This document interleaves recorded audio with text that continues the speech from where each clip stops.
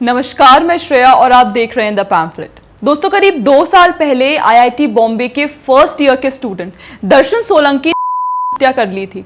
इस केस में ताजा अपडेट आया है कि इस मामले में मुख्य आरोपी अरमान इकबाल खत्री के खिलाफ लंबे समय से लंबित मुकदमा आखिरकार शुरू होने वाला है।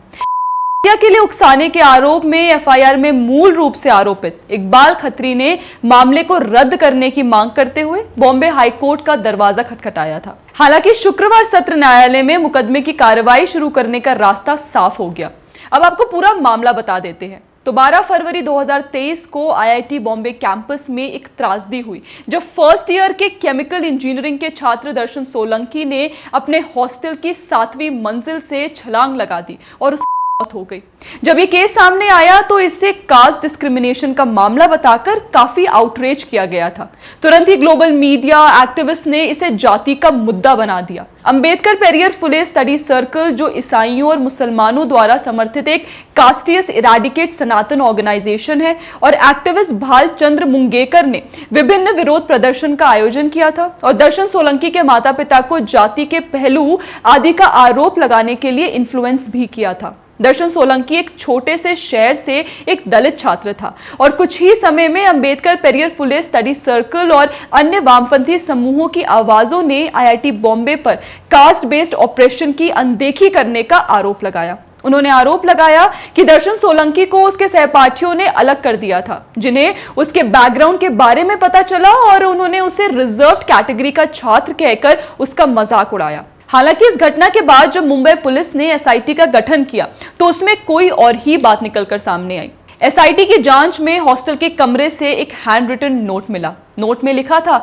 कि अरमान इकबाल खत्री ने सोलंकी पर कम्युनल ताने कसे थे और मानसिक रूप से हैरेस किया था, जिससे जांचकर्ताओं को धारा 306 यानी के लिए उकसाना, उसके तहत प्राथमिकी दर्ज करने और सहपाठी अरमान पर आरोप लगाने के लिए मजबूर होना पड़ा। जब एसआईटी में सामने आया कि दर्शन सोलंकी ने अरमान इकबाल खत्री यानी कि एक मुस्लिम छात्र की कम्युनल कमेंट्स के कारण किया है, तो ये दलित संगठन गायब हो गए। सारा आउटरीच शांत हो गया। जादू की तरह सभी विरोध गायब हो गए। अरमान को मामले में गिरफ्तार कर लिया गया था, लेकिन वह जमानत पर बाहर था और आईआईटी में अपनी कक्षाओं का मजा ले रहा था। कोई मामले में आउटरीच नहीं कर रहा था।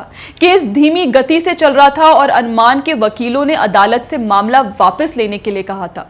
यहां तक कि केस सामने आने के बाद जाति के नाम पर चिल्लाने वाला संगठन अंबेडकर पेरियर फुले स्टडी सर्कल और भालचंद्र मुंगेकर अब दिखाई नहीं दे रहे हैं। सभी क्रांतिकारी छात्र अपने घरों में वापस चले गए हैं, क्योंकि वे समुदाय विशेष के व्यक्ति के खिलाफ विरोध नहीं कर सकते और क्योंकि इनसे उन पर इस्लामोफोबिया का आरोप लग सकता है। हालांकि अब अदालत ने अरमान द्वारा केस वापस लेने की याचिका को खारिज कर दिया है और अब उस पर अदालत में मुकदमा चलेगा। पर ये दलित संगठन तब ही क्यों आवाज उठाते हैं जब उन्हें ब्राह्मणिकल पेट्रियार्की चिल्लाना होता है? क्या एक दलित हिंदू की जान उतनी कीमती नहीं होती जब अपराधी एक मुस्लिम होता है? न्याय तब नहीं होता जब अपराधी की पहचान देखकर नैरेटिव तय हो। दर्शन सोलंकी के लिए न्याय की आवाज उठाने वाला आज कोई नहीं है, क्योंकि उसका अपराधी कोई सवर्ण हिंदू नहीं बल्कि एक मुस्लिम है। क्या एक दलित हिंदू की जान की कीमत तब तक होती है जब तक उसका इस्तेमाल प्रोपोगंडा में हो सके? इस पूरे मामले पर आपका क्या कहना है, हमें कमेंट करके जरूर बताएं। बाकी अगर आपको वीडियो पसंद आए तो लाइक, शेयर और सब्सक्राइब करना ना भूलें। जय हिंद।